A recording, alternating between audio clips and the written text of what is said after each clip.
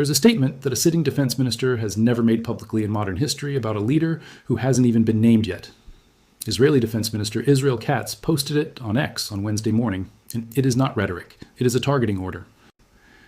Any leader selected by the Iranian terror regime to continue leading the plan for Israel's destruction, threatening the United States, the free world, and countries in the region, will be a certain target for assassination, no matter his name, no matter where he hides, no matter where he hides.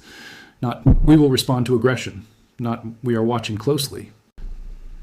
A specific, public, preemptive declaration that whoever Iran names as its next supreme leader is already scheduled to die.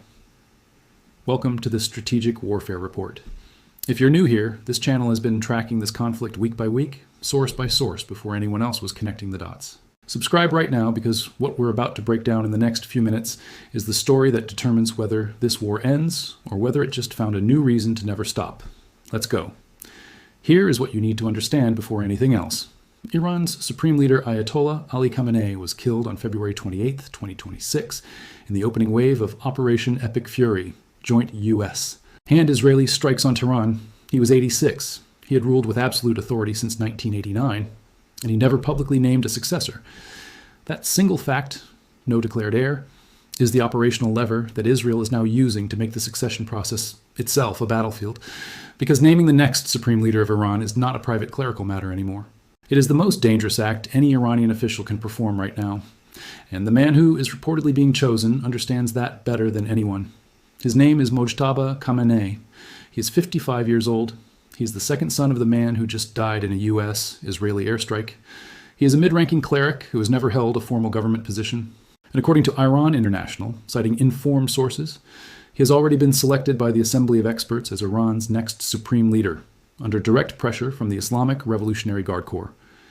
The selection reportedly happened while Israel was actively bombing the building where the vote was supposed to take place.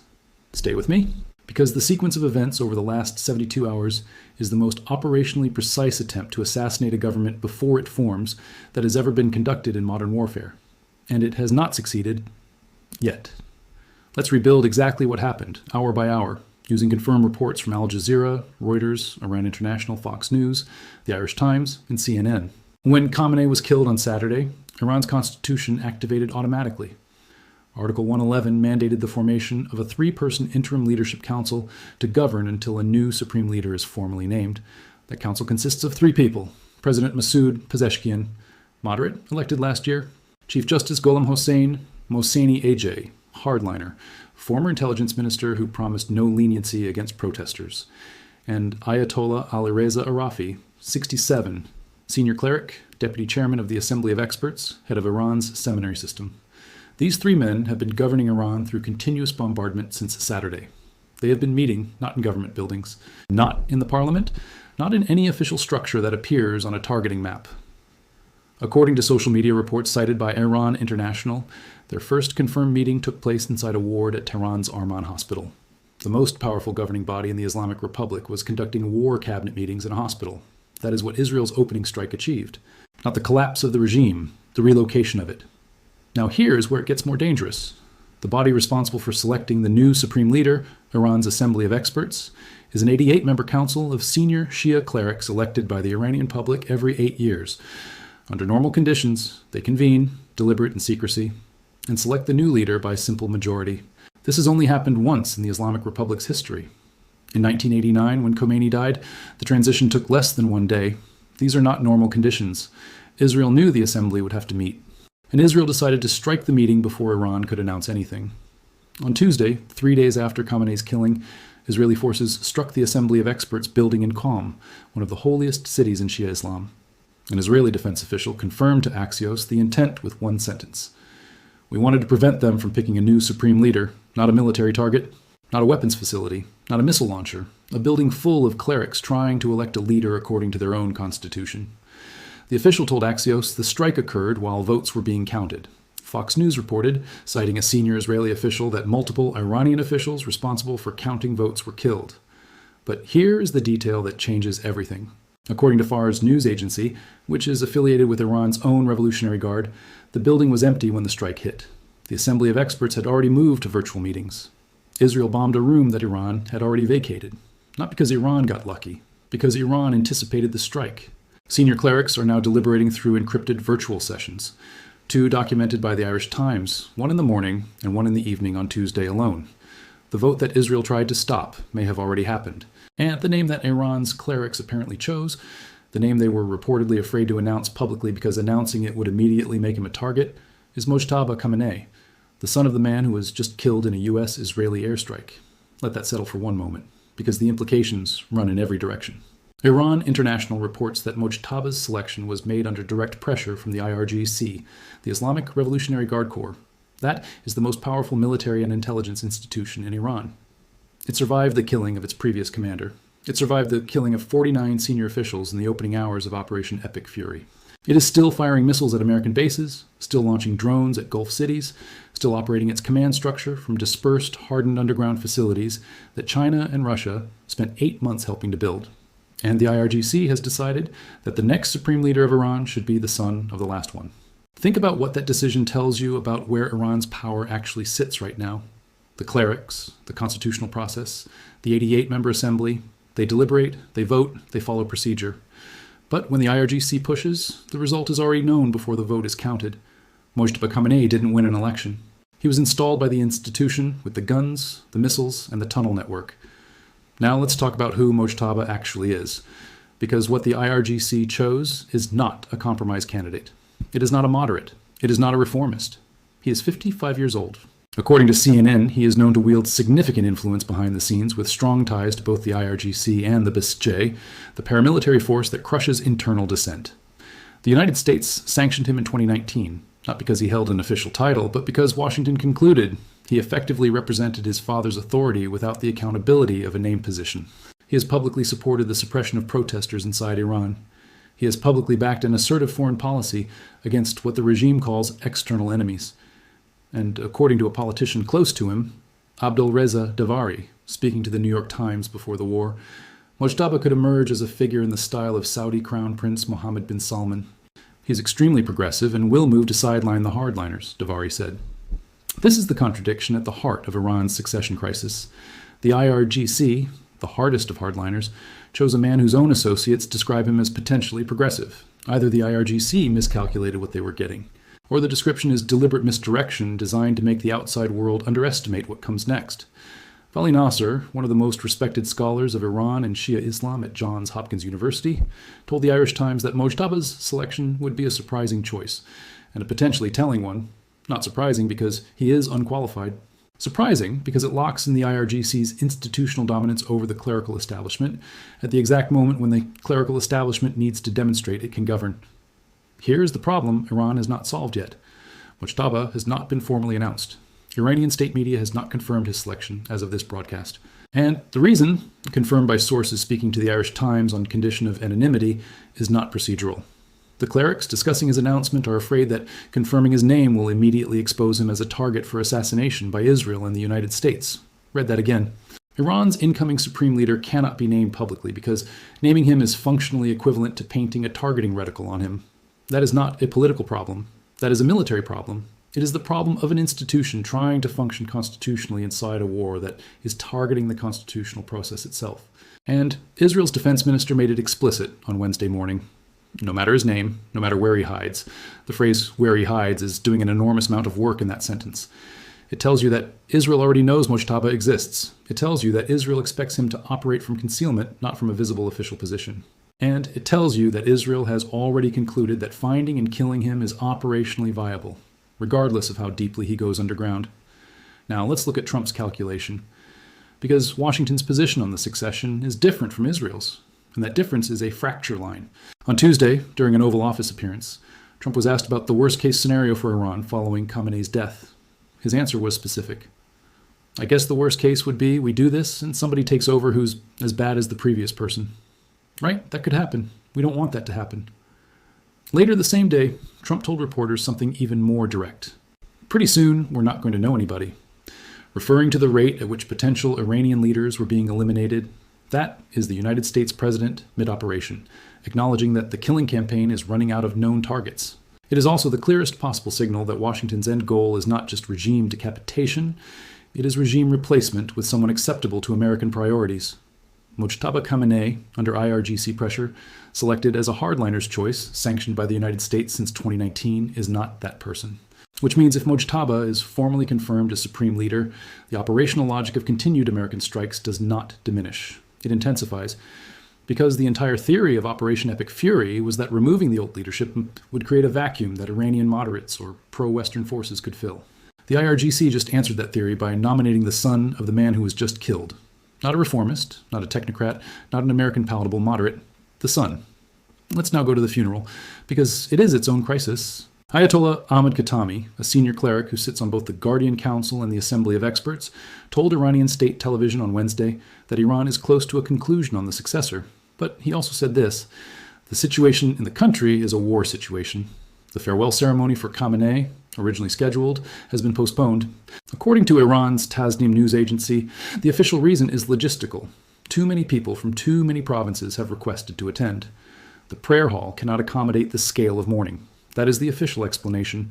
The operational reality, according to every security analyst tracking this conflict, is different. The expected crowd is enormous. When Ayatollah Khomeini was buried in 1989, 10 million people attended his funeral. 10 million people in one location. 10 million people who would include, somewhere in that crowd, the senior clerics and officials who constitute the surviving leadership of the Islamic Republic. Israel has already struck the building where votes were being counted.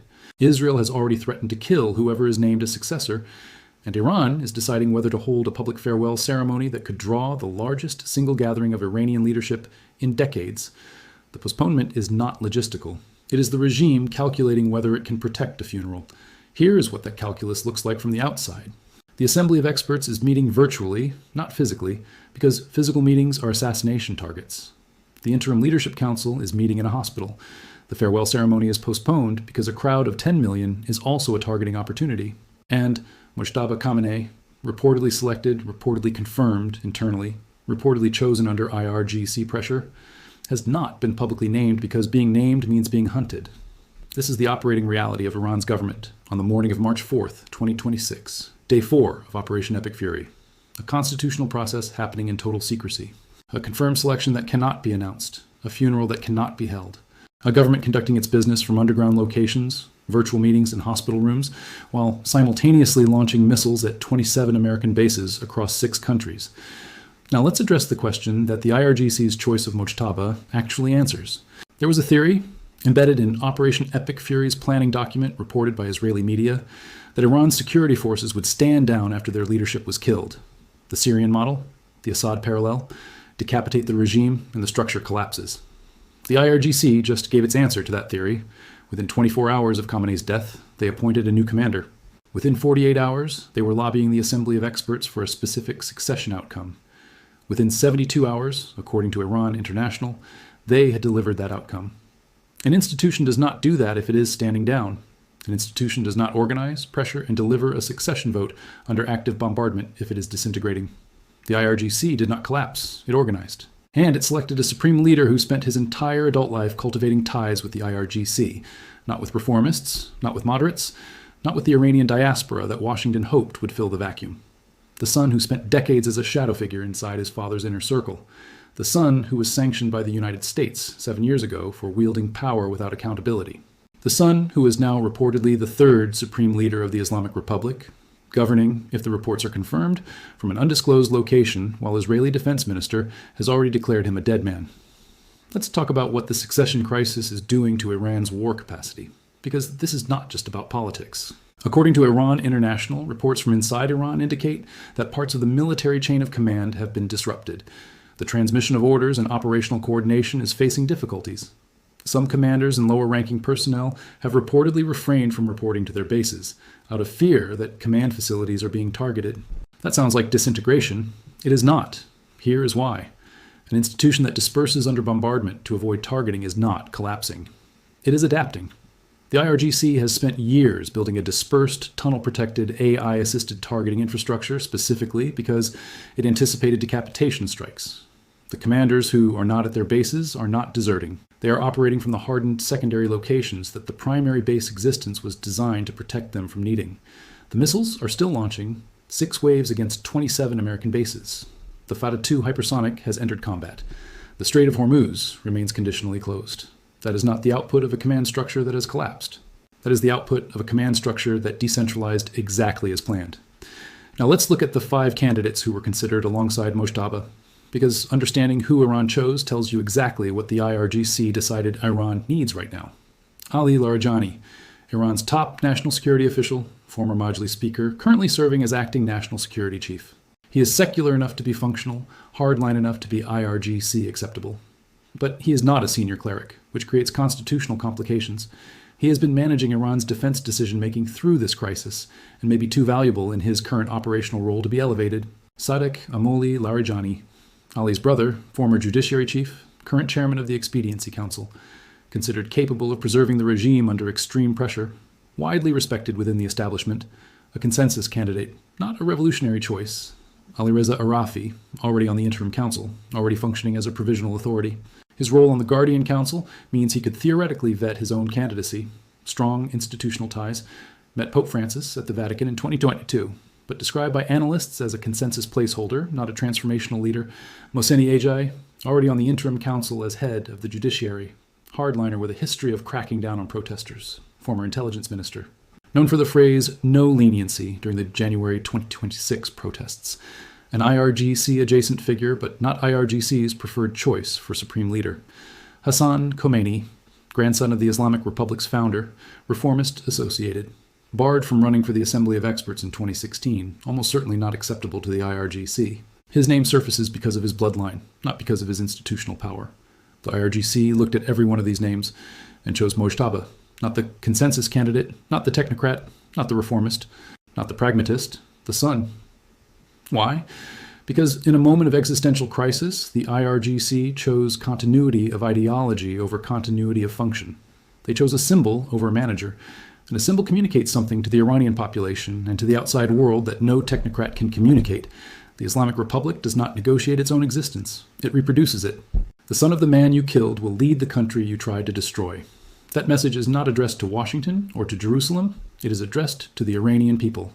And it is time to land on the same day that 10 million Iranians are preparing to bid farewell to the father. Now let's address the strategic trap this creates. Israel's defense minister has publicly declared that whoever is named successor will be targeted for assassination. Trump has indicated that an Iranian leader who continues unfriendly policies is the worst-case scenario, and Iran has reportedly selected a man who represents maximum ideological continuity with everything the operation was designed to end. Both sides are now locked. If Mojtaba is publicly confirmed, Israel has already committed to treating his announcement as a targeting event.